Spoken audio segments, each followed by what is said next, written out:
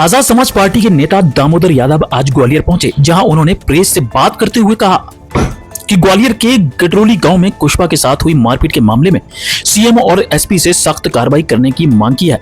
ऐसा न होने पर आंदोलन की चेतावनी भी दी है। दामोदर यादव ने इंदरगढ़ में आयोजित चंद्रशेखर आजाद के कार्यक्रम को सफल बताते हुए 2028 में एमपी में आजाद समाज पार्टी की चुनाव लड़ सरकार बनने का दावा किया। दामोदर यादव ने धीरेन्द्र शास्त्री को बीजेपी का एजेंट बताया और कहा कि धीरेन्द्र शास्त्री चुनाव से पहले बिहार गए, अब कोलकाता गए। इससे साफ है धीरेन्द्र शास्त्री बीजेपी के लिए काम कर रहे हैं। दामोदर ने चेतावनी दी है कि अब धीरेन्द्र शास्त्री को गैर संवैधानिक यात्रा नहीं निकालने देंगे। दामोदर के मुताबिक धीरेन्द्र से उनकी लड़ाई मंडल और कमंडल की विचारधारा वाली लड़ाई है। डबरा में बन रहे मंदिर को लेकर दामोदर ने आपत्ति जताई है। दामोदर का आरोप है कि शुगर मिल की जमीन पर कब्जा करने वाले भूमाफिया अब मंदिर बना रहे हैं। कलेक्टर इसका निर्माण रुकवाए और जांच करे। ग्वालियर के गडरोली गांव में कुशवा युवक के साथ मारपीट पर दामोदर ने कहा कि पीएम ओबीसी हैं, ग्वालियर के कुशवा सांसद मंत्री हैं, लेकिन वो सब चुप हैं। ये सब नागपुर से ऑपरेट होते हैं। पत्रकार वार्ता बुलाने का उद्देश्य तो दूसरा था, लेकिन एक गंभीर घटना आप सबने देखी होगी।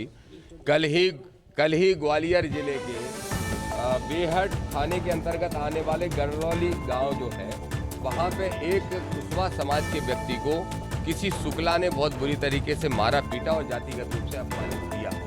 हम पहले तो मांग करते हैं और शुरू से हम मांग करते आ रहे हैं, अटेर की घटना से लेकर लखनऊ की घटना और दमोह की घटना तक, कि जितनी भी जातिगत घटनाएं, जातंकवादी घटनाएं इस मध्य प्रदेश के अंदर हो रही हैं, उन सब में एनएसए की कार्रवाई करे पुलिस, तब जाके वो घटनाएं रुकेंगी।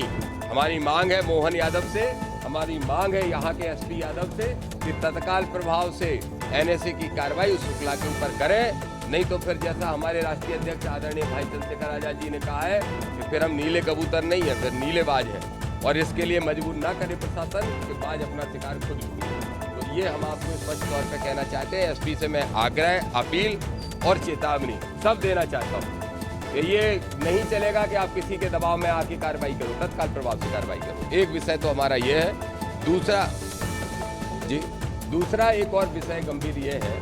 सबसे पहले तो मैं आप सब मीडिया के साथियों को भी धन्यवाद दूंगा, हमारे पार्टी के प्रदेश के नेतृत्व को, राष्ट्रीय नेतृत्व को धन्यवाद दूंगा कि इंदरगढ़ की जो सभा थी बाबा साहब के परिनिर्वाण दिवस पे, जिसमें आदरणीय राष्ट्रीय अध्यक्ष चंद्रशेखर आजाद जी आए थे, उस सभा ने पूरे मध्य प्रदेश की सत्ता और विपक्ष की मुख्य पार्टी की चूल्हे हिलाने का काम किया।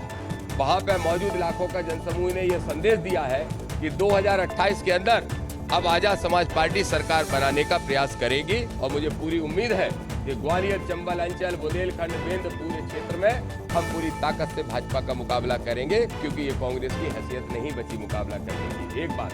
दूसरा, मैं आपके माध्यम से धीरेन्द्र शास्त्री को जो मैंने आरोप लगाए थे, और 2 साल से ये दामोदर वर्सेस धीरेन्द्र शास्त्री जो मीडिया में चल रहा था, मेरे सारे आरोप सही सिद्ध हुए। मैंने कहा था कि धीरेन्द्र शास्त्री सत्ताधारी पार्टी के एजेंट हैं, और ये सिद्ध हो गया कि जब बिहार में चुनाव होता है तभी धीरेन्द्र शास्त्री वहां कार्यक्रम करने 4 महीने पहले जाते हैं।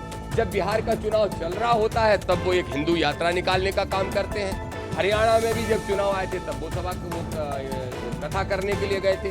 और कल धीरेन्द्र शास्त्री पश्चिम बंगाल पहुंच जाते हैं, क्योंकि अब पश्चिम बंगाल में विधानसभा के चुनाव आ गए हैं। इससे स्पष्ट होता है कि धीरेन्द्र शास्त्री कोई बाबा, कोई संत नहीं, बल्कि बीजेपी के एजेंट के रूप में काम कर रहे हैं। मैं स्पष्ट तौर पे कहूंगा और चुनौतीपूर्ण तरीके से कहूंगा, अगर धीरेन्द्र शास्त्री में हिम्मत है तो घोषणा हमने की थी कि हम दूसरा चरण यात्रा का करेंगे, करके दिखाएं। दामोदर यादव की चुनौती, अगर हिम्मत है तो दूसरी यात्रा करके दिखाओ।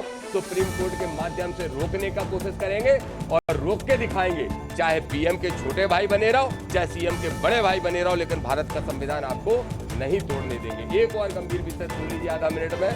आप सबको मालूम है कि डबरा में एक मंदिर का निर्माण हो रहा है, और डबरा में जो मंदिर का निर्माण हो रहा है तो भगवा चोलाधारी धर्म का इस्तेमाल धंधे के लिए कर रहे हैं।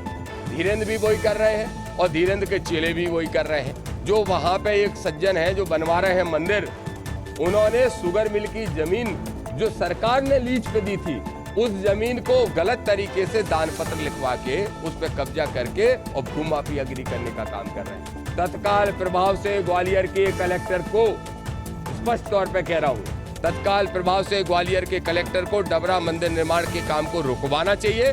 उस जगह की जांच करना चाहिए, वो जगह सरकार की है या फिर उन किसानों को देना चाहिए जिनका 12 करोड़ रुपया अभी तक शुगर मिल वालों ने खा लिया और वापस लौटाया नहीं। वो आंदोलन मैंने खुद लड़ा था। तो मैं स्पष्ट तौर पे कहूंगा ये भूमाफियागिरी नहीं चलेगी। और इससे भी सिद्ध होता है मंदिर तो वो अवैध तरीके से बन ही रहा है, लेकिन उस मंदिर की आड़ में भूमाफियागिरी कैसे फल फूल रही है और उसका उद्घाटन करने भी धीरेन्द्र शास्त्री जा रहे हैं। उसका उद्घाटन जो 11-12 फरवरी को होना है उसका धीरेन्द्र शास्त्री उद्घाटन करने जा रहे हैं। तो मेरा जो दूसरा आरोप था कि धीरेन्द्र शास्त्री भूमाफियाओं के साथ खड़े हैं, ये वो भी सिद्ध होता है।